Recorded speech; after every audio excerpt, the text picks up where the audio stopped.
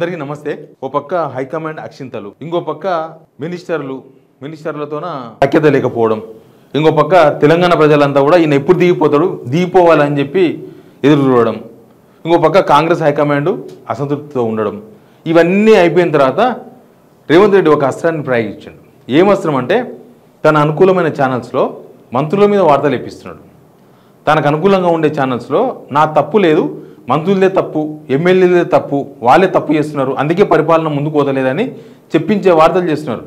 వాళ్ళు కూడా రేవంత్ రెడ్డిని కాపాడాలని వాళ్ళు ఆ డిబేట్లు, వార్తలు అవన్నీ ఇస్తున్నారు. ఏంది వాళ్ళు కాపాడేదంటే మినిస్టర్స్దే తప్పు, వాళ్ళు కొట్టుకుంటున్నారు, వాళ్ళు అంటే రేవంత్ రెడ్డి ఏమో పోతే వీళ్ళు సహకరిస్తలేరు అని టీవీ ఛానల్లో చెప్తే జనమంతా నమ్ముతారు అనేది బహుశా వాళ్ళ భ్రమ ఉండొచ్చు బహుశా. కానీ ఇక్కడ కనిపిస్తున్నది, తెలంగాణ ప్రజలకు కనిపిస్తున్నది ఏంది? రేవంత్ రెడ్డి ఫెయిల్ అయ్యాడు. ఎందుకు ఫెయిల్ అయ్యాడు అంటే జనం చాలా కారణాలు చెప్తారు. మొన్న ఆఫీసర్ల మీద వేసారు. ఆఫీసర్లు 2 సంవత్సరాలు అయింది, మీరు ఇంకా సర్దుకోకపోతే ఎట్లా, మీరు మారకపోతే ఎట్లా అంటే వీళ్ళు పోతే ఆఫీసర్లు అడ్డుపడ్డట్టు ఉంటుంది. ఒక స్టోరీ ఉంటుంది, లవమనగాడు లడాయికి పోతే వెనుక 100 మంది నూకుడుగాలంట. అంటే 100 మంది చక్కగా నూకితేనే పోతాడు, లేకపోతే పోడు. మరి దానికి లడాయిగాడు ఎందుకు అనాలి, దానికి నూకుడుగాడు ఎందుకు అనాలి? ఇవన్నీ చాలా ఉన్న విషయాలు, అన్ని విషయాలు మాట్లాడదాం. అసలు ఒక తన ఫెయిల్యూర్ను తను ఒప్పుకొని, లేకపోతే తన ఫెయిల్యూర్ నుంచి బయటపడేందుకు రేవంత్ రెడ్డి ప్రయత్నం చేయాలి. అసలు ఎందుకు ఈ ఫెయిల్యూర్ వచ్చింది, ఎక్కడ ఫెయిల్యూర్ వచ్చింది, అసలు దీనిలో ప్రాబ్లం ఎక్కడుంది, దాన్ని కనిపెట్టకుండా పక్కోళ్ళ మీద చూసినంత మాత్రాన పరిపాలన ముందుకు నడుస్తుందా? అన్ని విషయాల మీద మాట్లాడేందుకే ఈ వీడియో చేస్తున్నాం. సబ్స్క్రైబ్ చేయండి, వీడియో షేర్ చేయండి, ఇది అందరికీ రీచ్ అయ్యేది కూడా చూడండి. ఏమంటారు, మొన్ననే మన ఒక వీడియో చూసింటారు, ఆఫీసర్లే తప్పు చేసిండ్రు. 2 years పరిపాలన మీద ఒక రివ్యూ పెట్టినారు. ఆయన రివ్యూ పెట్టుకొని రేవంత్ రెడ్డి గారే రివ్యూ పెట్టుకున్నారు. రివ్యూ పెట్టుకొని వాళ్ళ వల్లనే ఈ 2 సంవత్సరాల్లో ప్రభుత్వం మీద తీవ్రమైన వ్యతిరేకత పెరిగిందంట, వాళ్ళ వల్లనే ప్రభుత్వం ముందుకు పోతలేదంట, వాళ్ళ వల్లనే ఇట్లాంటి సిచ్యువేషన్ వచ్చిందని చెప్పి వాళ్ళకి చెప్తున్నాడు. ఆఫీసర్ల మీద వేసిన అనమాట. అంటే నేను ఏదో పని చేయకపోతే వాళ్ళు అడ్డుపడ్డారు అన్నట్టుగా ఆయన ఉద్దేశం. ఇప్పుడు అది అయిపోయింది. ఇప్పుడు మినిస్టర్ల మీదకి, ఎమ్మెల్యేల మీదకి వచ్చారు. ఇంతే. ఇక్కడ ఎప్పుడైనా సరే ఇది ఒరిజినల్ కాంగ్రెస్ కార్యకర్తలు, ఒరిజినల్ కాంగ్రెస్ లీడర్లు, మంత్రులు, ఎమ్మెల్యేలు గ్రహించాలి. ఇప్పుడు ఎమ్మెల్యేలు ఏమో పోయి రేవంత్ రెడ్డి మీద కంప్లైంట్ చేస్తున్నారు, రేవంత్ రెడ్డి పరిపాలన బాగలేదు, రేవంత్ రెడ్డి ఏం చేస్తలేడు, ఏమి ఇస్తలేడు, కాన్స్టిట్యున్సీకి రూపాయి కూడా ఇస్తలేడు అని. మినిస్టర్లు ఏమో అసలు ఈయనకు అనుభవం లేదు, ఈయనతో ఏమైతే లేదు, ఈయనకు చెప్పినా వేస్ట్, ఈయనంతా ఒంటెద్దు పోగళ్ళు పోతున్నాడు, మమ్మల్ని ఎక్కడ ఇన్వాల్వ్ కానిస్తలేడు అని వాళ్ళ పని వాళ్ళు చేసుకుంటున్నారు. పంపకాల దగ్గర మాత్రం అందరు కలిసే ఉంటారు సుమా, ఇక్కడ మాత్రం చేంజ్ ఏమి ఉండదు. చూసినా కదా మన పంచాయతీ అట్లా నడుస్తుంది. కానీ వార్తలు వేయించుకొని ఆత్మసంతృప్తి కలగడం తప్ప పరిస్థితులు ఏం చక్కబడవు. లేకపోతే జనమంతా కూడా దీనిలో రేవంత్ రెడ్డి తప్పేం లేదు, మొత్తం మినిస్టర్లదే తప్పు అని చెప్పుకునే అవకాశం కానీ సందర్భం కానీ జనాలకి ఏం కనబడతలేదు. ఒకసారి వీడియో చూడండి. ఏబిఎన్ ఆంధ్రజ్యోతి తెలుసు కదా ఛానల్ సంగతి మీకు. రేవంత్ రెడ్డిని, చంద్రబాబును కొంతమంది ఉంటారు, వాళ్ళ కోసమే పనిచేస్తుంటుంది అనమాట. వాళ్ళు ఎప్పుడన్నా వార్తను ప్రజల వైపు వేసినా కూడా దాన్ని నమ్మాల్సిన అవసరం లేకుండా పోయింది. ఎందుకంటే దాని వెనుక కూడా ఏదో ఉంటుంది. ఏదో రేవంత్ రెడ్డి ఒక పని చేయకపోతే, వీళ్ళు అడిగిన పని చేయకపోతే ఒక జలకీనికి అట్లాంటి ప్రయత్నం చేస్తారు. చంద్రబాబు మీద అప్పుడు వేస్తారు, ఏదన్నా గవర్నమెంట్లో ఏదైనా పని ఉన్నప్పుడు, పనులు చేయనప్పుడు ఇట్లాంటి సందర్భాలు వేస్తుంటారు వాళ్ళు. ఇక మెయిన్ ఛానల్లో ఇంకా చాలా ఛానల్స్ ఉన్నాయి.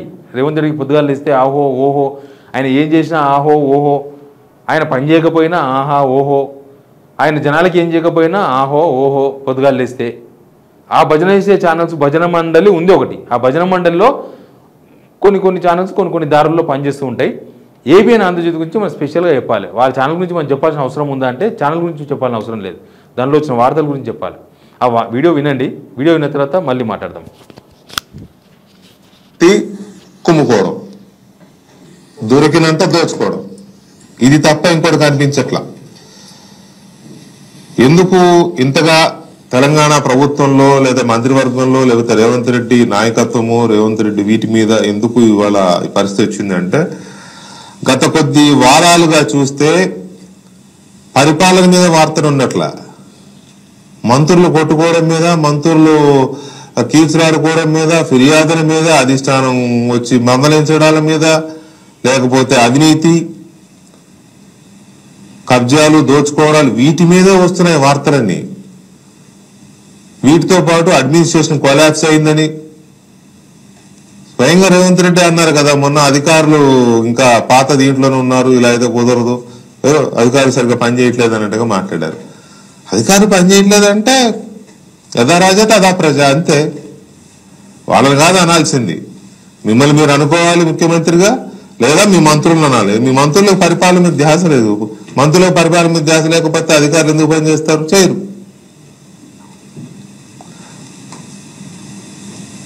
ఈ రోజు చూడు, కొండా సురేఖ వర్సెస్ పొంగులేటి శ్రీనివాసరెడ్డి, కొండా సురేఖ వర్సెస్ సీతక్క, కొండా సురేఖ. అర్థమైంది కదా? కొద్ది కాన్సెప్ట్లోనే మినిస్టర్స్దే తప్పు అని మాట్లాడుతున్నారు.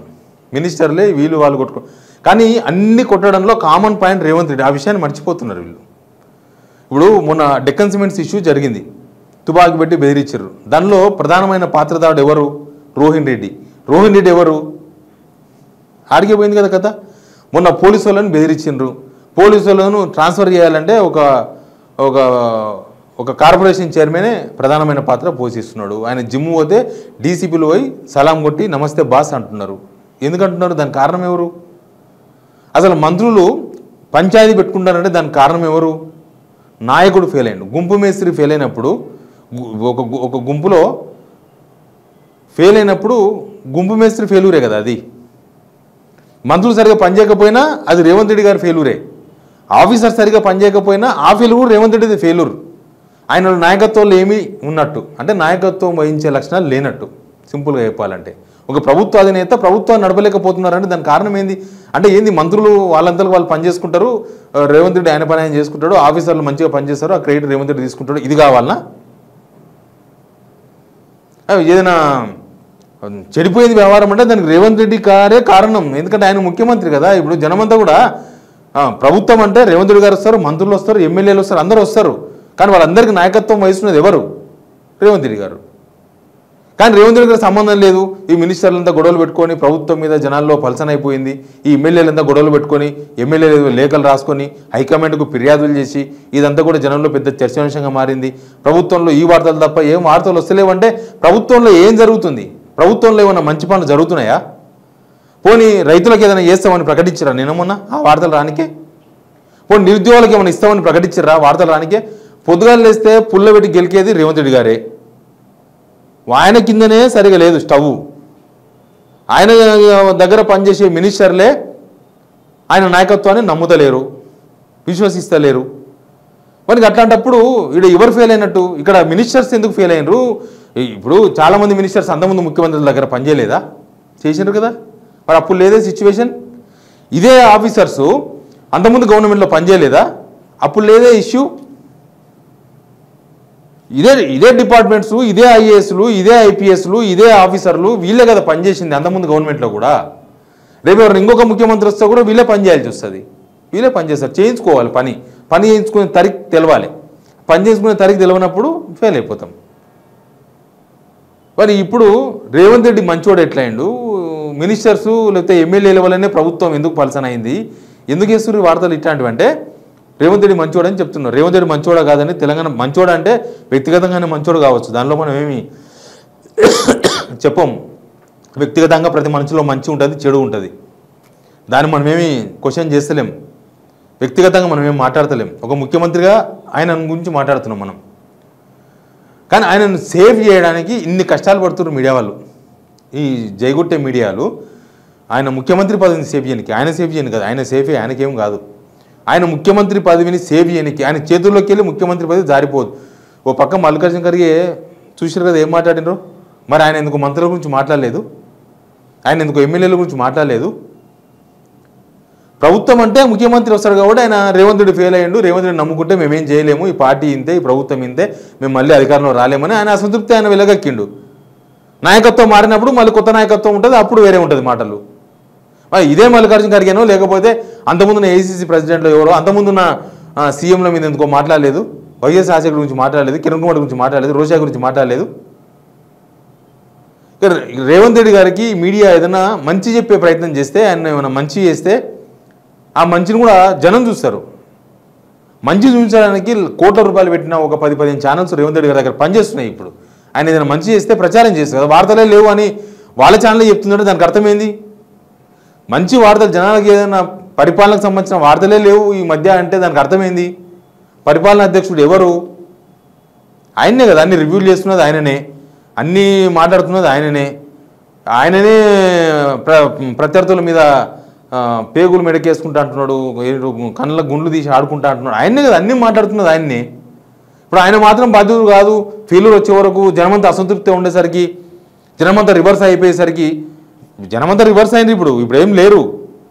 ఎవరో ఒరిజినల్ కాంగ్రెస్ కార్యకర్తలు కూడా ఇప్పుడు ఈయన పరిపాలనను ఇష్టపడతలేరు. దానికి కారణం ఏంది? దానికి వెతికి అవసరమైతే పెద్ద పెద్ద నెట్వర్క్ ఉన్న ఛానల్స్ కాబట్టి మీరు ఇవన్నీ వెతికి ఆయనకు సూచనాప్రాయంగానో లేకపోతే టీవీలోనో వేస్తే ఆయన చూసి సరిదిద్దుకుంటే అట్లా ఆయన ముఖ్యమంత్రి పదవి ఉంటుందేమో. కానీ మీరు ఇట్లా నేను మొన్న కొండ సురేఖ ఇష్యూలో కూడా రేవంత్ రెడ్డి సోషల్ మీడియా కొండ సురేఖను టార్గెట్ చేసింది. కొండ సురేఖను, వాళ్ళ బిడ్డను, కొండ మురళిని అందరిని టార్గెట్ చేసింది. రేపటి ఒరిజినల్ కాంగ్రెస్ ఉన్నారు కదా, ఉత్తమ్ కుమార్ రెడ్డి, శ్రీధర్ బాబు, వీళ్ళకు కూడా అదే గతి. వీళ్ళు ఎప్పుడైతే రేవంత్ రెడ్డికి అడ్డం తిరుగుతారో ఇంకా వీళ్ళ మీద వాళ్ళు సోషల్ మీడియాలో ప్రచారం స్టార్ట్ చేస్తారు. ఇక ఇట్లాంటి ఛానల్స్ అన్నీ వస్తాయి వాళ్ళ మీద. వాళ్ళు అనుకుంటున్నారు మాకు ఇన్ని ఛానల్స్ పనిచేస్తున్నాయి, మా కోసమే సోషల్ మీడియా పనిచేస్తున్నాం వాళ్ళు అనుకుంటున్నారు. ఒకవేళ కొండ సురేఖ ప్లేస్లో ఉత్తమ్ కుమార్ రెడ్డి ఉన్నా కూడా వీళ్ళు సోషల్ మీడియా, ఈ మీడియా మొత్తం వాళ్ళ మీద దుమ్మెత్తిపోసేది. కొండ సురేఖ తప్పు అని మాట్లాడుతున్నారు వీళ్ళు, ఈ ఛానల్స్ వాళ్ళు. కొండ సురేఖ తప్పు, ఉత్తమ్ కుమార్ రెడ్డి తప్పు, వీళ్ళది కూడా తప్పే. వీళ్ళు తప్పని లేదు. అందరు కలిస్తేనే కదా ఈ పంపకాల తేడా వచ్చేది. ఒక రేవంత్ రెడ్డి ఒక్కడే పంపకాలు చేసుకుంటాడా? చేసుకున్న పంపకాల తేడా రాదు. ఒకడే ఉంచుకున్నప్పుడు నలుగురు ఉన్నప్పుడే పంపకాల తేడా వస్తుంది. నీకెంత వచ్చింది, నాకెంత వచ్చింది తేడా వస్తుంది. ప్రభుత్వంలో జరుగుతున్న అవినీతి బయటికి కనబడకుండా ఈ డ్రామా నడుస్తున్నట్టు అనిపిస్తుంది.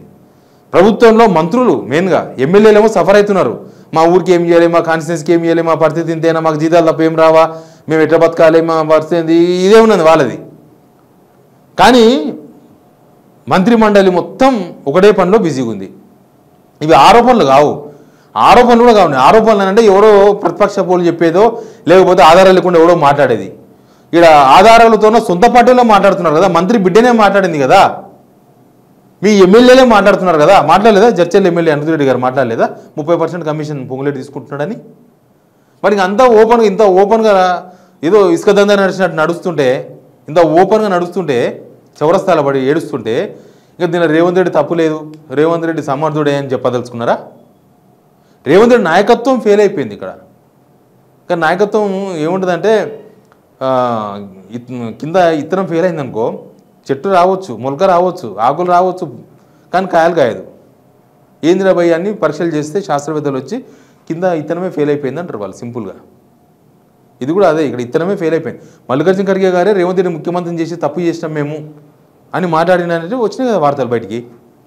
ఇంకా మళ్ళీ ఈ తోపుడు ఎందుకు, మధ్యలో ఈ తోసుడు ఎందుకు? తెలంగాణ ప్రజలు అంత పిచ్చోళ్ళ? తెలంగాణ ప్రజలకు తెలియదా? అంటే వీళ్ళు చెప్తేనే నమ్ముతారు అనుకుంటున్నారా వాళ్ళు? Please subscribe signal TV.